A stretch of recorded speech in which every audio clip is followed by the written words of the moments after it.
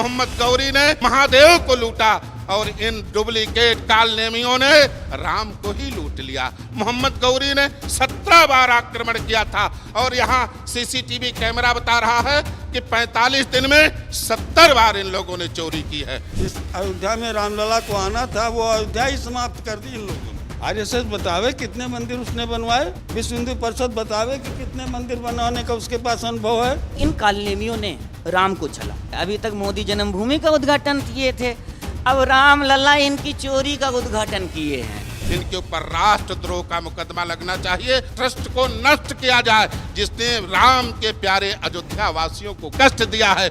डकैत तो बाहर से आते हैं, डकैती करके ले जाते हैं। ये व्यवस्था बनाई गई है। मोहन भागवत के पास कोई विभाग तो है नहीं, न शिक्षा विभाग है, न सड़क का विभाग है, न पेट्रोल का विभाग है, न हवाई जहाज का विभाग है, और वो इन लोगों के ग्रैंडफादर हैं। तो भाई सब लोगों ने कहा कि आपको चलो राम मंदिर दे देते हैं, आप अकेले राम मंदिर लूटो, कृष्ण मंदिर लूटो, विश्वनाथ का मंदिर लूटो, आप मंदिर लूटते रहो, हम देश लूटते रहें। तुम मंदिर लूटो, हम देश लूटें, हम देश लूटें, तुम मंदिर लूटो।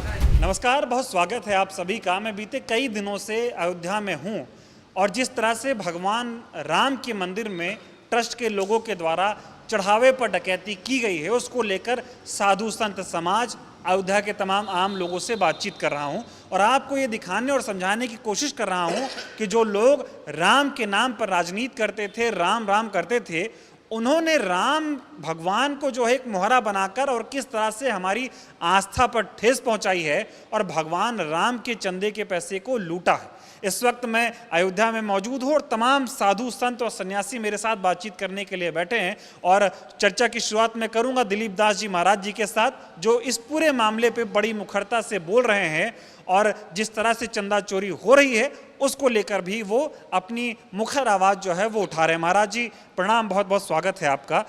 जिस तरह से भगवान राम के घर में डकैती हुई है, कितना मन आहत है आप लोगों का? आहत है। हम लोग जीवन में पहली बार इतना बड़ा अपने आप को ठगा महसूस कर रहे हैं। लूट नहीं है, डाका नहीं है, चोरी नहीं है, हम ठगे गए हैं। अयोध्या ठगी गई है। छल तो कई बार हुआ, कपट तो कई बार हुआ, लेकिन इसके साथ जो महाठग हुआ है, महाठग विश्वास में लेकर के भावनाओं के साथ खेला गया, आस्था के साथ खेला गया, सम्मान के साथ खेला गया। और उस अयोध्या के, जिस अयोध्या में स्वयं परमात्मा राम ने मानव रूप में अवतार लिया, जिस अयोध्या की पावन धरती पर केवल राम नहीं, भगवान श्री राम के साथ साथ मानव धर्म का अवतरण हुआ, मानवता का अवतरण हुआ, मर्यादा का अवतरण हुआ, संस्कार का अवतरण हुआ, चरित्र का अवतरण हुआ, सबसे बड़ा चरित्र का अवतरण हुआ। एक राम के रूप में एक ऐसा महामानव इस पावन धरा पर अवतरित हुआ कि जिसका चरित्र समाज में प्रचारित किया गया, प्रसारित किया गया। ऐसे मर्यादा पुरुषोत्तम भगवान राम की जन्मभूमि अयोध्या में इतना बड़ा ठग, इससे मन इतना आहत है, इतना आहत है, अब कहा नहीं जा सकता। इसको शब्दों में व्यक्त नहीं किया जा सकता। कालनेमियों की तरह, छद्म वेशधारियों की तरह कपट के आंसू दिखाए नहीं जा सकते। जब आत्मा रोती है तो आंसू नहीं निकलते हैं। इन लोगों ने इतना बड़ा छल संतों के साथ, अयोध्या वासियों के साथ, अयोध्या के अस्थायी नागरिकों के साथ, वह अयोध्यावासी जिनके विषय में भगवान राम ने कहा अति प्रिय मोहि यहाँ के वासी। भगवान श्री राम ने कहा कि दुनिया उनको प्रिय हो सकती है, लेकिन अयोध्यावासी अति प्रिय हैं, जो आज ठगे गए हैं। भगवान राम जो उनके आस्था के प्रतीक थे, जो आस्था के केंद्र थे, इतना बड़ा इन लोगों ने खेला किया। ये महापाप है और ये राष्ट्रद्रोह की संज्ञा में आता। मेरी दृष्टि में व्यक्तिगत आप मुझसे पूछेंगे, मैं अजय दिलीप दास त्यागी अपनी तरफ से मैं बता रहा हूं कि भगवान राम राष्ट्र पुरुष थे। भगवान राम के विषय में इस राम जन्मभूमि को हवा देने वाले, इस राम जन्मभूमि आंदोलन को फलक पर चढ़ाने वाले, इस राम जन्मभूमि आंदोलन के नायक मान लो, सलाहकार पुरुष मान लो, हमारे अयोध्या के, क्या पूरे सनातन धर्म के गौरव रहे स्वामी रामचंद्र परमहंस, जिनको प्रतिवाद भयंकराचार्य की उपाधि मिली थी। पूरा देश जिसके सामने, पूरा विश्व, पूरा सनातन जिसके सामने नतमस्तक होता था, वो अपने भाषणों में कहा करते थे भगवान राम राष्ट्र पुरुष हैं। राष्ट्रीय मंगलम करोति इति रामः, जो राष्ट्र का मंगल करने वाला है वह राम है। ऐसे भगवान राम की जब आधारशिला रखी जा रही थी, माननीय प्रधानमंत्री आए थे, मैं दिलीप दास त्यागी स्वयं आस्था चैनल पर मैंने बोला, तमाम चैनलों पर बोला है, ये केवल राम मंदिर की आधारशिला नहीं रखी जा रही है, केवल राम मंदिर का निर्माण नहीं होने जा रहा, ये राष्ट्र मंदिर की आधारशिला रखी जा रही है। क्योंकि भगवान राम राष्ट्र पुरुष थे, भगवान राम राष्ट्र के नायक थे, लोक नायक थे। यदि भगवान राम राष्ट्र पुरुष हैं, यदि भगवान राम मर्यादा पुरुषोत्तम है, यह राम मंदिर के साथ साथ राष्ट्र मंदिर की परिकल्पना की गई थी, राम राज्य की परिकल्पना इसके साथ साथ की गई थी, तो इसमें जो अमानत में खयानत हुई है, जो ठग हुआ है, जो घोटाला हुआ है, यह क्या है? ये राष्ट्रद्रोह का काम है। ये सब राष्ट्रद्रोह का काम किए हैं, ये सब राष्ट्रद्रोही इसमें लगे हुए हैं। लेकिन कार्रवाई क्या हो रही है बताएं महाराज जी। एसआईटी जो है जारी कर दी गई, माननीय योगी आदित्यनाथ जी मुख्यमंत्री जी कह रहे दूध का दूध पानी का पानी होगा, लेकिन गिरफ्तार टिन्नू मिन्नू किया जा रहा है। कार्रवाई होने में इसमें राम भक्तों की ढिलाई है, राम भक्तों के ढीलेपन के कारण कार्रवाई करेगा कौन? भारत सरकार कार्रवाई कर नहीं सकती क्योंकि उसने ही ट्रस्ट को बनाया है। उत्तर प्रदेश सरकार कार्रवाई कर नहीं सकती इसलिए भारत सरकार ने ट्रस्ट को बनाया है। उत्तर प्रदेश सरकार विवश है। कार्रवाई करने का अधिकार केवल है तो माननीय सर्वोच्च न्यायालय को है, सुप्रीम कोर्ट के है, जिसके आदेश पर रामलला के पक्ष में निर्णय आया था और जिसके आदेश पर भारत सरकार ने इस ट्रस्ट का गठन किया है।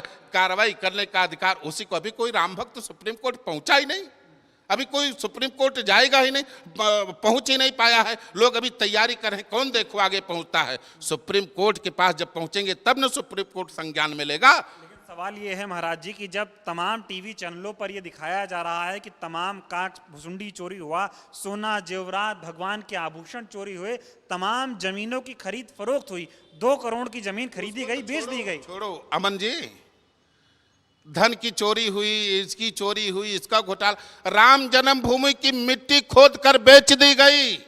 राम जन्मभूमि, जिस राम जन्मभूमि के लिए करोड़ों हिंदुओं ने 492 वर्षों से अपने प्राणों की आहुति डाल दी, अपने प्राणों का उत्सर्ग कर दिया, बलिदान कर दिया। लोगों ने आंदोलन चला किसके लिए? राम लला की जन्मभूमि के लिए। ये मंदिर तो कहीं भी बन सकता था। लड़ाई किसकी थी? लड़ाई राम मंदिर की नहीं थी, राम जन्मभूमि की थी। राम जन्मभूमि जहां भगवान राम ने जन्म लिया था, वहां की मिट्टी इन लोगों ने बेच दी, वहां की मिट्टी खोद ली गई। आप जाकर के पता करो अयोध्या में लोकल आप ठहरो, आप रिपोर्टर हो, आप गलियों में जाकर के पूछो भैया क्या राम जन्मभूमि की मिट्टी राम मंदिर निर्माण के पहले खोदी गई कहां गई? डंपरों से वो कहां डंप है, वो कहां रखी गई है? उस मिट्टी की क्या गरिमा है? ये वही मिट्टी थी जिस मिट्टी को मेरे राम ने 14 साल अपने साथ पोटली में बांध करके और 14 साल उसको राम ने पूजा। और जब उस माटी की पोटली को मेरे रघुनंदन खोलते तो मानसकार गोस्वामी तुलसीदास जी महाराज ने लिखा कि जब राम जैसे मिट्टी खोलते ना, उस मिट्टी की खुशबू ऐसी थी, उस मिट्टी का ओज ऐसा था, उसका प्रेम ऐसा था कि तुरंत भगवान राम को मिट्टी की खुशबू आते ही, मिट्टी की एक खुशबू होती, सारी खुशबू, सारे गंध हमारे आचार्य लोग बताएंगे मिट्टी धरती से उत्पन्न होती है। जैसे अयोध्या की मिट्टी की गंध खुशबू आती थी, मेरे राम को अयोध्या की याद आ जाती थी। गोस्वामी जी ने लिखा कि जब राम अवध सुध करहीं तब बार विलोचन कर। ऐसे ही उस राम की जन्मभूमि, राम की माता के समान, जननी के समान लोगों ने विश्वासघात किया है। इन राष्ट्रद्रोहियों ने, इनके ऊपर राष्ट्रद्रोह का मुकदमा लगना चाहिए। और अगर टीवी चैनलों के माध्यम से सर्वोच्च न्यायालय अगर जनता की आवाज सुन करके कोई कदम उठाती है तो मेरी यही मांग है, तत्काल इस भ्रष्ट ट्रस्ट को नष्ट किया जाए जिसने राम के प्यारे अयोध्या वासियों को कष्ट दिया है, बेघर किया है, मंदिरों को तोड़ा। अरे टीवी चैनलों में हम लोगों ने देखा मोहम्मद गौरी ने सोमनाथ मंदिर को, गौरी ने तो महादेव को लूटा और इन डुप्लीकेट कालनेमियों ने राम को ही लूट लिया, राम के धन को ही लूट लिया। मोहम्मद गौरी ने 17 बार आक्रमण किया था और यहाँ सीसीटीवी कैमरा बता रहा है कि 45 दिन में 70 बार इन लोगों ने चोरी की है। हाँ, इनसे बड़ा कोई आक्रांता हो सकता है, इनसे बड़ा कोई लुटेरा हो सकता है, इनसे बड़ा कोई राष्ट्रद्रोही हो सकता है, देशद्रोही। तत्काल सर्वोच्च न्यायालय अपने संज्ञान में ले और इस भ्रष्ट ट्रस्ट को नष्ट कर अयोध्या और राम भक्तों के कष्ट को दूर किया जाए और एक ट्रस्ट का नव निर्माण किया जाए जिसमें धर्माचार्यों और देश के राजाओं महाराजाओं, राजा मतलब राजे रजवाड़े रियासत, और महाराजा मतलब संत महात्मा आचार्य महापुरुष, जिसमें प्राथमिकता अयोध्या के स्थानीय महापुरुषों को दी जाए और बाकी पूरे देश के संतों को जोड़ा जाए। लेकिन महत्वपूर्ण भूमिका अयोध्या मठ मंदिर चलाना, इस सर्वोच्च न्यायालय को भी सोचना चाहिए। इस सरकार, भारत सरकार ने जो बचकाना काम किया है, पचकाना, जो अज्ञानतापूर्ण काम किया, उसको विचार करना चाहिए कि मठ मंदिर चलाना संत महात्माओं का काम है, ऋषि मुनियों का काम है, धर्माचार्यों का काम है, ब्राह्मणों का काम है। किसी संगठन का, किसी दल का काम नहीं है मठ मंदिर चलाना। ये बताइए, कार्रवाई में 8 लोग गिरफ्तार किया गया है, उनसे पूछताछ हो रही है, लेकिन ये चंपत राय, अनिल मिश्रा, गोपाल राव से पूछताछ क्यों नहीं हो रही? आप तो साधु संत महात्मा हैं, आपको क्या समझ आता है? एक बात हमको सब समझ में आ रहा, ये पब्लिक है, सब जानती है, ये पब्लिक है, सब जानती है, ये सब जान रहे हैं कि क्या हो रहा है। ये 8 जो मोहरे पकड़े गए हैं, ये तो जनता को केवल संतावना देने के लिए ये सब सारा सब कुछ है। चंपत राय, अनिल मिश्रा, गोपाल राव नहीं, उसका कड़कड़े क्या है, नरकट्टे, नकट्टे, नकटा है। इनको छोड़ो, नुकसान कहाँ हुआ है? कोष में। कोषाध्यक्ष को तो कोई पूछ ही नहीं रहा है। सबसे बड़ा कोष की जिम्मेदारी किसकी है? चंपत राय सचिव थे, इनका काम है मैनेजमेंट, बाकी सदस्य थे। कोष का मालिक तो कोषाध्यक्ष है, जो माल अयोध्या से ले जाकर के नागपुर पहुंचाया है, जो माल अयोध्या से ट्रांसफर करता था साधु के बेस में ले जाकर के। गोविंद देव गिरी को सामने आना चाहिए और उनकी गतिविधियों की जांच होनी चाहिए। कितनी बार वो अयोध्या से और महाराष्ट्र की यात्रा किए हैं।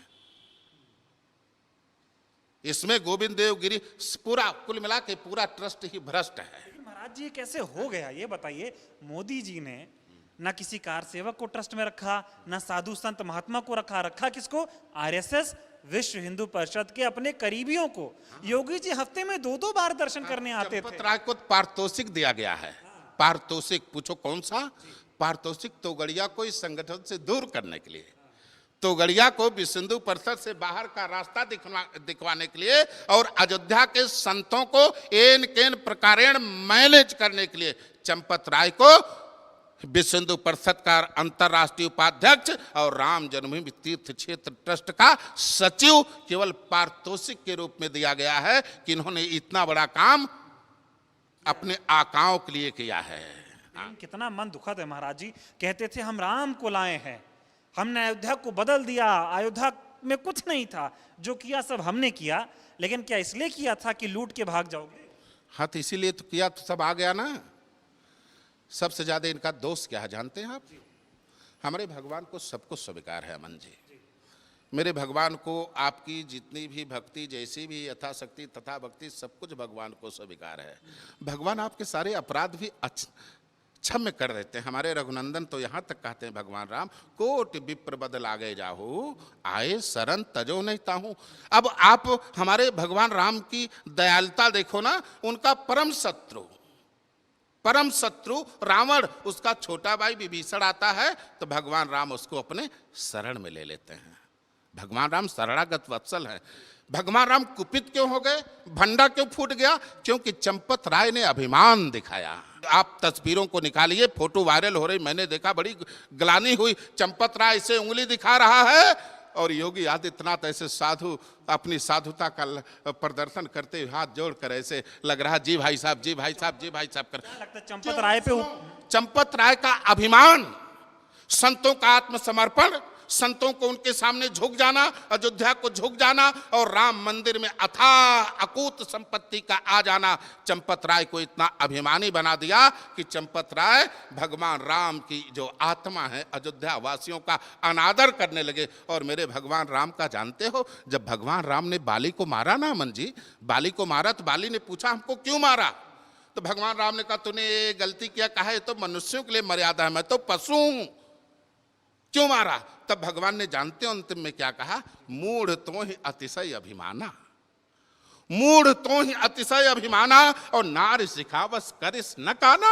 अरे मूर्ख, तू इतना अभिमानी हो गया कि तू अपनी पत्नी तारा की बातों को नहीं माना। उसने बताया कि मैं साक्षात भगवान हूं, तुम मुझसे युद्ध मत करो, तुम मारे जाओगे, लेकिन तूने अपने ताकत के घमंड में अपनी पत्नी की बात नहीं मानी। ठीक वही दुर्दशा चंपत राय की होने वाली है। इन्होंने अयोध्या वासियों की बात नहीं मानी, अयोध्या की संतों की बात नहीं मानी। मैं तो यह मानता हूं यदि वास्तव में अपराध इन्होंने किया है तो जो दंड बाली को मिला, जो दंड रावण को मिला, वही दंड इन पापियों को मिलेगा। महाराज जी, मैं आपको भी सुन रहा था और तमाम लोग कह भी रहे हैं कि मंदिर पे आरएसएस का कब्जा हो चुका है और ये मंदिर नहीं आरएसएस और बीजेपी का कार्यालय है और राम तक तो अयोध्या के लोगों तक पहुंचने ही नहीं दिया जा रहा। अभी तक था, अब नहीं रहने पाएगा, अब नहीं रहने पाएगा। भगवान राम का मंदिर बनेगा और भगवान राम के यहाँ 14,000 मंदिर हैं, उसी में सर्वश्रेष्ठ मंदिर बनेगा। मंदिर मंदिर ही रहेगा, इसको कार्यालय नहीं बनने देंगे। हम लोग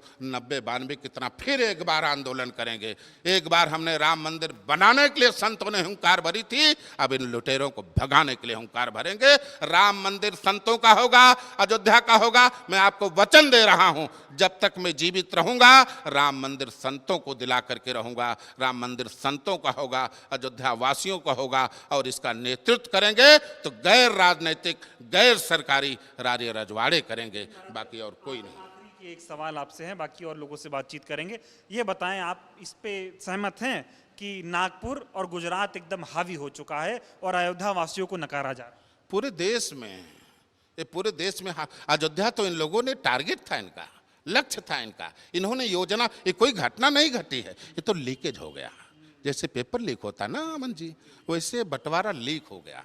बाकी तो बहुत बड़ा काम चल रहा था, ये बहुत बड़ा, उसको अंग्रेजी में क्या स्कैम क्या बोलते हैं जो, हाँ, ये सब तो बहुत पहले चल रहा था। और आप जानते हो ये तो छोटी मोटी बातें हैं, ये तो 40-45 दिन की खबर है।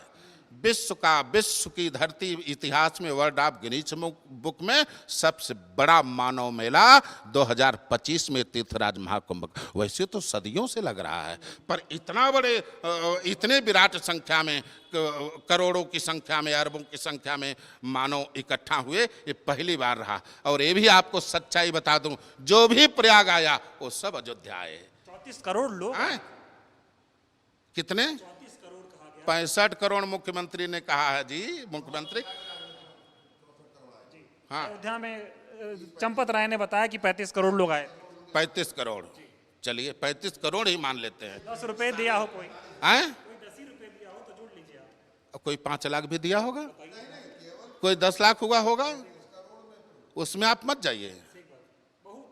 हाँ, बहुत पैसा दिया। और अभी एक रहस्य की बात छन छन के आ रही है, सूत्रों ने बताया, जैसे आप लोगों को सूत्र बोलते हैं ना, वैसे हम लोगों के जो अयोध्या के सूत्र हैं ये बता रहे हैं कि दर्शनार्थी कम हो गए। मीडियम भी आ रहा, सोशल मीडिया में दर्शनार्थी कम हुए हैं लेकिन चढ़ावा बढ़ा है।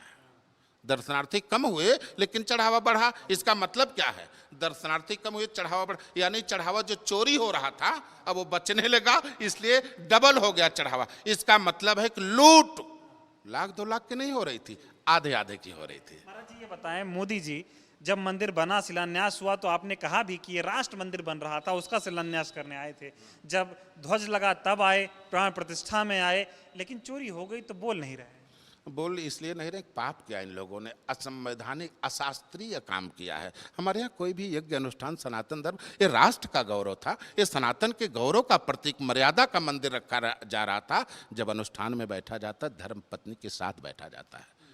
जिस राम का मंदिर रखा गया, वह राम जब इस धरती पर अश्वमेध यज्ञ का आयोजन किया पत्नी की अनुपस्थिति में सोने की सीता बना करके। आप बताओ टीवी चैनल में कहीं कोई फोटो हो कि हमारा प्रधानमंत्री अपनी अर्धांगिनी के साथ बैठ करके कर रहा हो, राष्ट्रपति अपनी अर्धांगिनी के साथ बैठ करके कर रहा हो? आप बताओ कोई अगर आपके पास प्रमाण हो ऐसा है तो कैसे मंदिर शास्त्रोक्त बना है, शास्त्रीय विधि से इसका उद्घाटन हुआ? ये तो चुनावी उद्घाटन था।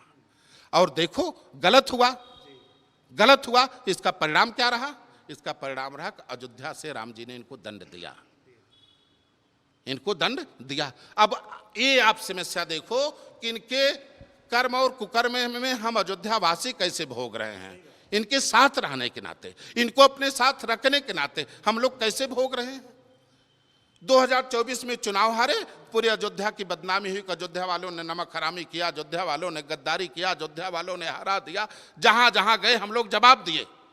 मतलब 2 साल लगा उसको सफाई करने में। जैसे साफ हुआ था अब एक नया हो गया कि अयोध्या में लूट हो गई, अयोध्या में चोरी हो गई। जो आम जनमानस है अमन जी, जो समाचार से दूर है, जो टीवी से दूर है, जो डिबेट से दूर है, जो सोशल मीडिया से दूर है, जो अखबार से दूर है, जो नहीं जानता, उसके दिमाग में क्या है कि अयोध्या में राम मंदिर में लूट हो गई, अयोध्या के साधुओं ने लूट लिया, अयोध्या के पुजारियों ने लूट लिया। वो क्या समझेंगे ट्रस्ट क्या है? वो क्या समझेंगे कि भ्रष्ट और ट्रस्ट ये सब क्या है? कुल मिलाकर के ट्रस्ट जानते हैं, ट्रस्ट मतलब विश्वास होता, टूट गया। किस तरह की ये पूरी प्रक्रिया है? कितना मन आहत है? लगता था कि ये जो राम को लाएंगे वो राम का पैसा खा जाएंगे? ये लगता तो नहीं था, और हम ही नहीं, पूरे देश की जनता ठगी गई है। और ये एक योजनाबद्ध तरीके से ठगी गई है।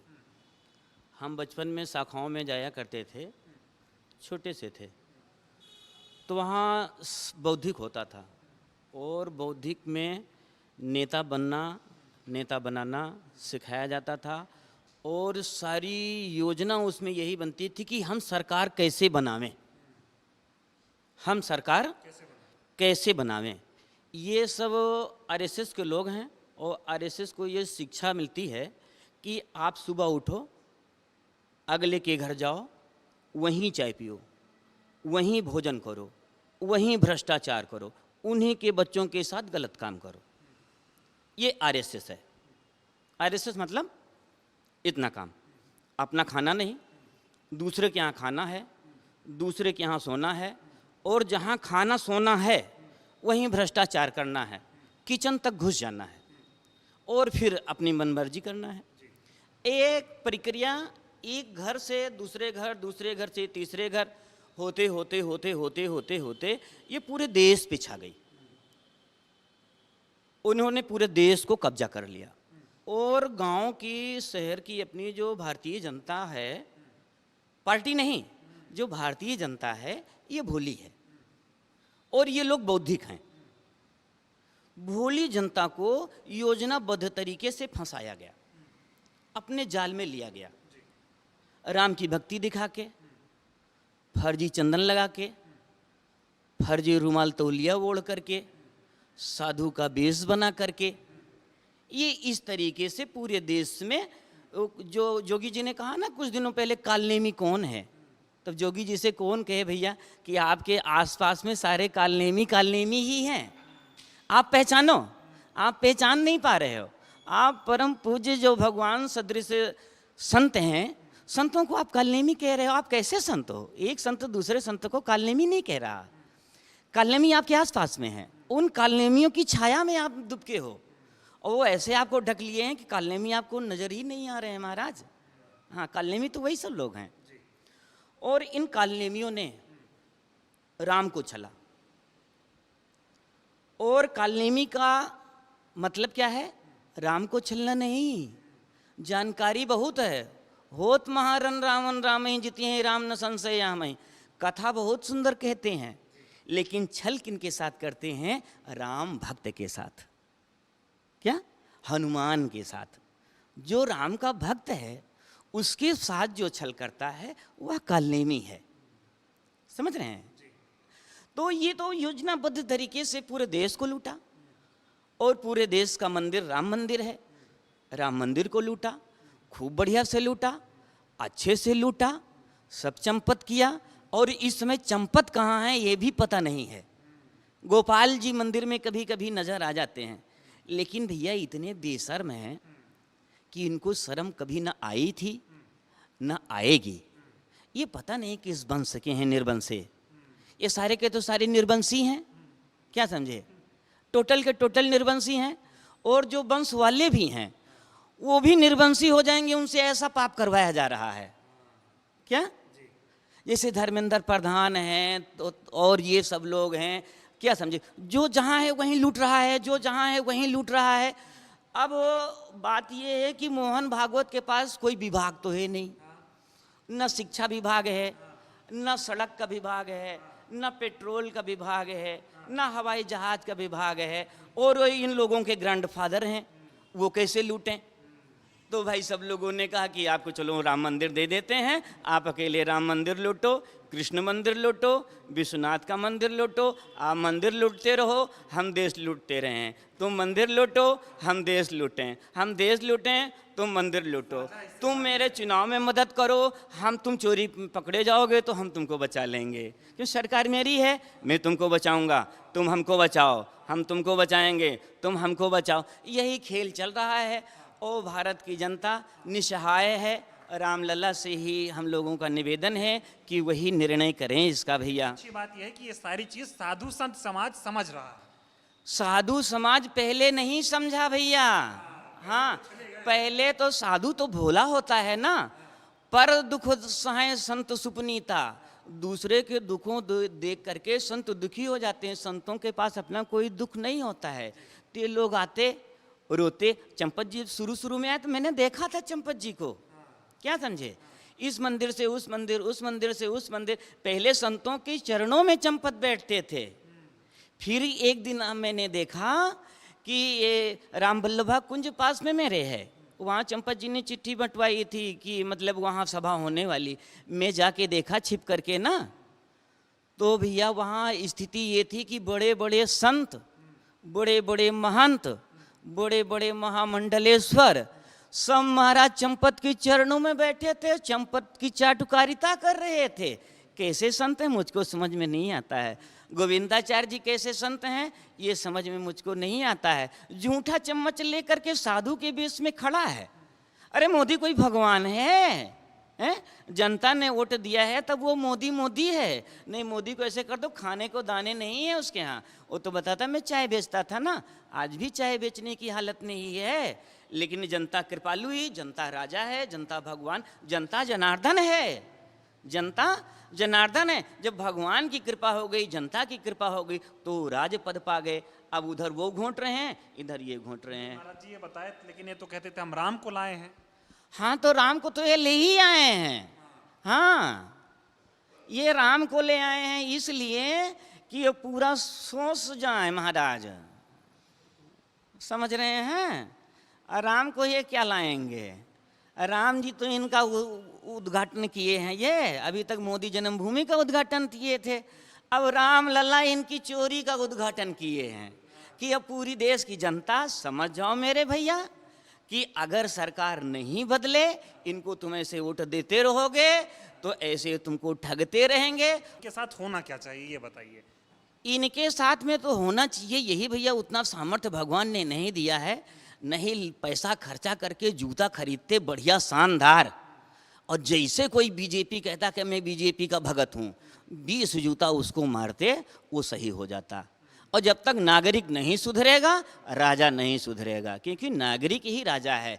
अब पूरे देश को इनका विरोध करना चाहिए और पूरे विश्व से इनको खदेड़ देना चाहिए। देश से नहीं, विश्व से खदेड़ लेना चाहिए। ये बहुत गंदी प्रजाति है, बहुत गंदी प्रजाति है। कहते हैं लोग अभी भी मोदी पे विश्वास है, वो चंदा चोरों को सजा देंगे। भैया चंदा चोरी में को जो खुद ही शामिल हैं तो चंदा चोरों को क्या सजा देंगे ये बताओ।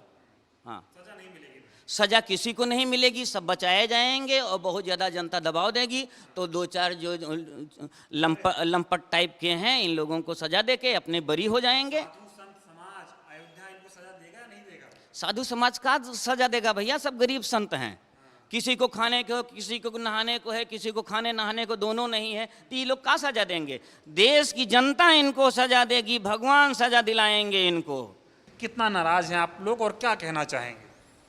नाराजगी की बात तो है ही है, दुख है। और चोरी डकैती की बात तो है, महाराज जी ने जो अभी कभी कहा, ठगी है।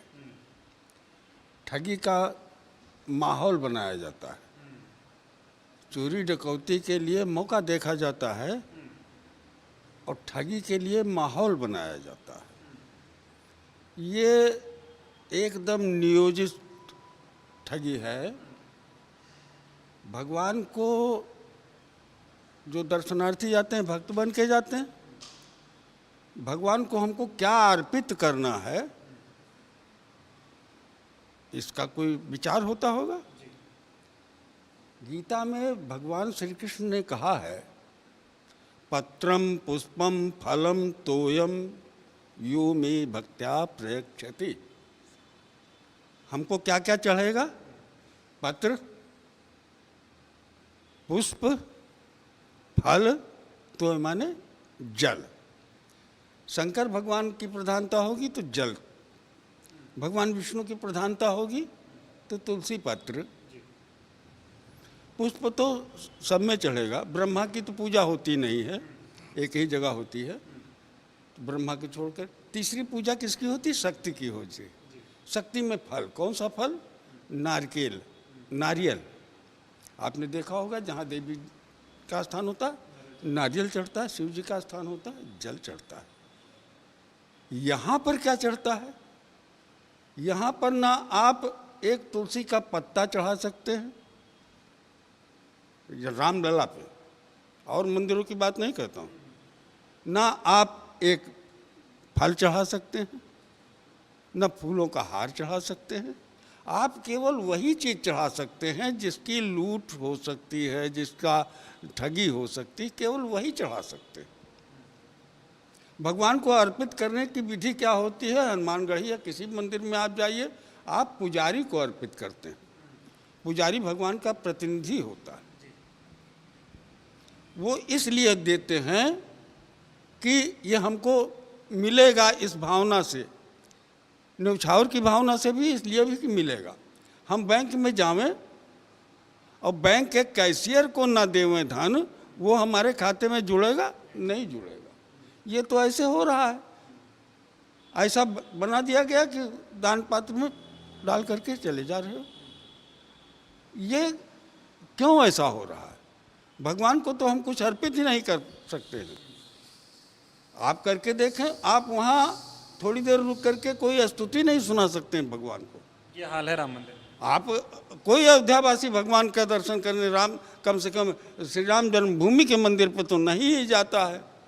लेकिन ये जो चढ़ावा चोरी हुआ, केवल यही की बात नहीं कर रहा हूँ, आप पत्रकार हैं, कभी जाइएगा, पता कीजिएगा, विश्वनाथ जी के मंदिर का ठीक बगल का, पड़ोस का, अगल बगल का व्यक्ति, उससे पूछिएगा आपने विश्वनाथ जी में कितने दिन पहले जल चढ़ाया, उसको याद भी नहीं होगा।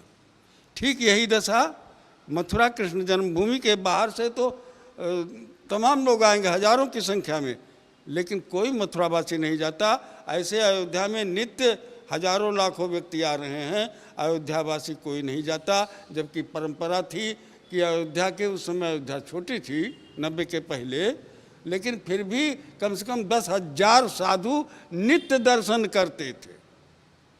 हनुमानगढ़ी दर्शन करते थे, राम जन्मभूमि दर्शन करते थे, कनक भवन दर्शन करते थे, क्षीरेश्वरनाथ, नागेश्वरनाथ, देवकाली, इन सब मंदिरों का नित्य दर्शन होता था। आज कोई नहीं जाता। कब्जे में नहीं लगा कि ये हमसे छीन लिया गया। मंदिर के लिए हमारी लड़ाई नहीं थी, हमारी लड़ाई जन्मभूमि की थी। जन्मभूमि की लड़ाई 500 साल से चल रही थी, और थोड़ा ज़्यादा सही नहीं, लेकिन 500 साल मोटा मोटा इसको लड़ते चले आ रहे थे। भारत स्वतंत्र हुआ 48 में, बाबा अभिराम दास जी की श्रद्धा से, भक्ति से रामलला वहाँ पर प्रकट हो गए। हम उसको प्रकट होना ही कहते हैं। कुछ लोग तो कहेंगे कि वहाँ पे रख दिए गए, लेकिन रखने का कोई प्रमाण नहीं है। हम तो यही मानते हैं कि प्रकट हो गए। मुकदमा चला, सुप्रीम कोर्ट तक मुकदमा चला। मुकदमे में जो डिग्री हुई उसमें उस मंदिर का मालिकाना हक किसको मिला? रामलला विराजमान को। रामलला विराजमान को पूरा सर्वाधिकार उनका है। फिर जो उनके उत्तराधिकारी थे बाबा रामदास जी के, उनसे कुछ लेना था, निर्णय लेना था कैसे क्या काम करना है। ना जबरदस्ती हमारे ऊपर ट्रस्ट बना दिया गया। ट्रस्ट भी कैसे लोगों का बनाया गया जिनका मंदिर बनाने में कभी कोई अनुभव नहीं। आरएसएस बतावे कितने मंदिर उसने बनवाए, विश्व हिंदू परिषद बतावे कि कितने मंदिर बनवाने का उसके पास अनुभव है, नृपेंद्र मिश्रा बतावे कि कितने मंदिरों का बनवाने का उनके पास अनुभव है। और जिनको इस काम का अनुभव है, जो शुरू से मंदिर मठ बनवाते चले आ रहे हैं, हजारों साल से शंकराचार्यों की परंपरा चल रही है, हनुमानगढ़ी चल रही है, कभी कोई विवाद नहीं, और इनसे ज़्यादा दर्शनार्थी आते हैं। आप संख्या गिन लीजिए, श्री राम जन्मभूमि से एक भी दर्शनार्थी कम नहीं जाता है। वहाँ कोई ऐसी तामझाम नहीं, कोई तलाशी नहीं, कोई कुछ नहीं। यहाँ के लोग क्यों नहीं जाना चाहते? अरे भाई, बाहर से कोई आया है वो 2 घंटे 4 घंटे प्रतीक्षा करके भी दर्शन कर लेगा, लेकिन जो यहीं का रहने वाला है, जिसको अपना दुकान देखना, मकान देखना, नौकरी देखना और सब काम देखना है, वो 3 घंटा लग करके दर्शन नहीं करेगा। धार्मिक व्यक्ति जो चाहता है हम स्नान करके जाएं, हमको कोई छुए ना, कोई आपनिष्ठता की भावना से नहीं, अपनी पवित्रता बनाए रखने के लिए। जैसे कोरोना काल में हम लोग मास्क लगा के चलते थे, लेकिन नहीं, हमारी तलाशी होगी। अच्छा, हमारी तो तलाशी हो रही थी, जो माल लेकर निकल रहे थे उनकी बिल्कुल तलाशी नहीं हुई, पता ही नहीं चला कब लेकर के निकल गए। तो ये सब सुनियोजित था। आप ये मान रहे हैं कि ये जो चढ़ावा चोरी हुई है ये पीएमओ और आरएसएस से हुई है? उन्होंने कराया है, व्यवस्था बनाई है, करने की व्यवस्था बनाई है। डकैत तो बाहर से आते हैं, डकैती करके ले जाते हैं, ये व्यवस्था बनाई गई है। ऐसे लोगों का देखिए, बैंक का दायित्व था जो हमारे वहाँ चढ़ा। महाराज जी ने मेरे कहा मूल जो है दोष कोषाध्यक्ष का है। कोषाध्यक्ष कहता है कि हमारे पास जब गिनती करके आ जाएंगे तो, जी नहीं, दान पात्र आपने लगाए हैं, उस दान पात्र में जो भी गिर गया, उसमें से निकल गया, उसका भी दायित्व है आप पे। वो कोष आपका है, आपकी झोली में डाल दिया गया। तो जब डाल दिया गया तो कैसे गायब हो गया? ये गायब करने के लिए लगाए गए थे ये लोग, इसलिए इन लोगों ने गायब किया। कभी सोचे थे जब 24 का चुनाव हुआ, बोले हम राम को लाए हैं, ऐसी तस्वीर बना दी जिसमें राम जी को उंगली पकड़ाए, मोदी जी खूब बड़े, राम भगवान इतने छोटे, और राम का ऐसा जाल फंसाया कि लोग फंस गए इनके उसमें, अब आस्था ठेस पहुंच गई। देखिए, ये लोग शुरू से ही जाल फौरे वाले हैं। मैंने आपसे बताया ना कि 500 सालों का संघर्ष है, फिर बाबा रामदास जी के समय से चल रहा है। ये तो बीच में एकदम कूद करके आए। जब इन्होंने देखा कि दूसरा कोई रास्ता नहीं है, तो राम जी का नाम लेकर के लड़ो। उसमें भी जो लोग राम जी के नाम से आगे बढ़े, जैसे लाल कृष्ण अडवाणी, मुरली मनोहर जोशी, प्रवीण भाई तोगड़िया, विनय कटियार, विभूषण शरण सिंह, ऐसे ऐसे ना मालूम कितने नाम हैं, उन सब को एकदम काट करके छांट करके अलग कर दिया गया। गुजराती हावी हो गए। गुजराती हावी हो गए, हाँ, ऐसा कहा जा सकता है। गुजराती लाबी हावी हो गई है, व्यापारियों का इस पे वो हो गया है। किसी ने कहा, मेरा नहीं लेकिन मुझको भी पसंद आया, इसलिए मैं कह रहा हूँ कि रामलला तो अयोध्या में आ गए हैं, लेकिन अयोध्या निकल गई है।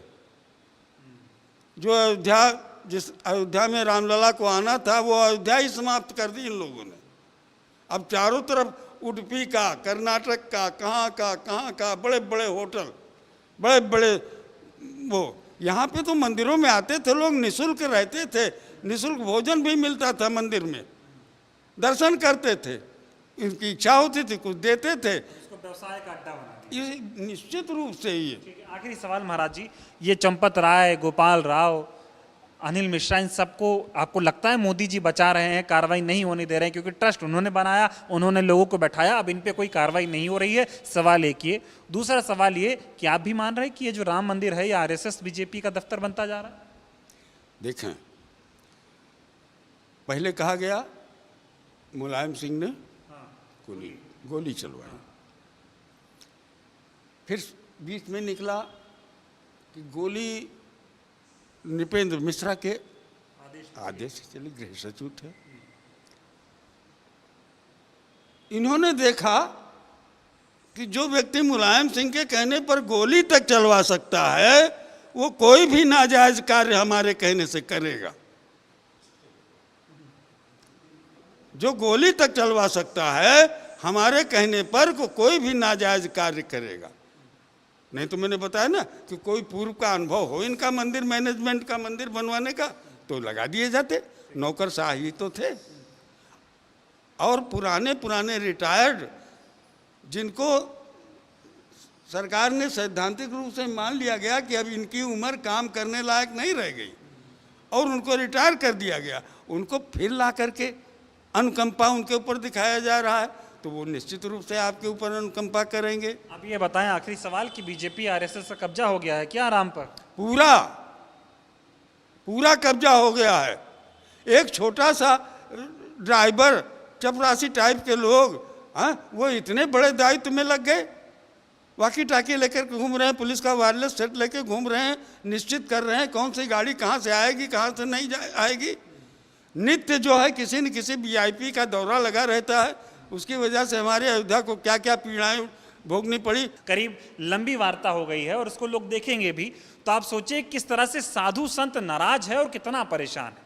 सोचिए, एक तरफ एक नैरेटिव बनाया जाता था कि हम हिंदुत्व के ठेकेदार हैं, हमसे बड़ा हिंदुत्व कोई नहीं सिखा सकता है ना बता सकता है, लेकिन ये साधु संत समाज के लोग कितना नाराज हैं ये आप देखिए। और ये तस्वीर आपको बड़े बड़े टीवी चैनल नहीं दिखाएंगे, वो बस यही दिखाएंगे कि भाई 8 लोग गिरफ्तार हैं, उनके यहाँ पैसा मिल रहा है, इनको कार्रवाई होगी और इसमें मोदी जी का या ऊपर का पीएमओ का कोई हाथ नहीं है। लेकिन अगर साधु संत समाज अयोध्या का रहने वाला नाराज है तो यह अयोध्या को करीब से देखते हैं, इसके लिए इनको चश्मा लगाने की जरूरत नहीं है। तो इनका यह कहना है कि जितने भी लोग जो दोषी हैं उन पे कार्रवाई हो, और अगर सरकार उन लोगों को बचाएगी तो जनता हिसाब करेगी। और एक कहावत है कि भगवान की लाठी में आवाज़ नहीं आती है लेकिन सजा जरूर मिलती है। इस पूरे जो है बातचीत पर आप क्या सोचते हैं, आपकी क्या राय है, कमेंट करके ज़रूर बताइएगा। बहुत बहुत धन्यवाद।